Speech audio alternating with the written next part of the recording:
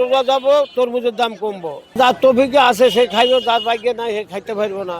খাওয়ার ইচ্ছা আছে কিন্তু পয়সা নেই। রমজানের শুরু থেকে ঢাকাসহ দেশের বিভিন্ন এলাকায় তরমুজের দাম চড়া। মৌসুমের শুরুতে সরবরাহ কম থাকায় এবং দাম বেশি থাকায় এই পরিস্থিতি তৈরি হয়েছে।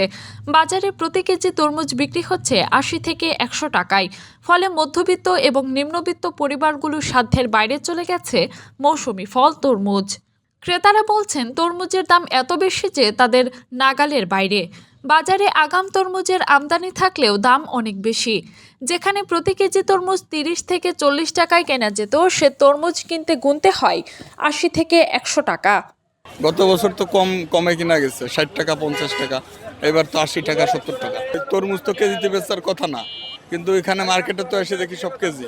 গত বছর থেকে বছর তরমুজের দাম অনেক বেশি। এদিকে ফল ব্যবসায়ীরা বলছেন মৌসুমের শুরুতে দাম কিছুটা বেশি থাকে। পাইকারি বাজার থেকে বেশি দামে কিনতে হওয়ায় তারাও বেশি দামে বিক্রি করতে বাধ্য হচ্ছেন। রমজানে তরমুজের দাম বেশি থাকায় দামের কারণে ক্রেতারা তরমুজ কিনছেন না। গত বছর ৩ থেকে ৪ লাখ টাকার তরমুজ বিক্রি করতে পারলেও এবছর ৫০,০০০ টাকার তরমুজও বিক্রি করতে পারেননি বলে জানিয়েছেন এক ব্যবসায়ী।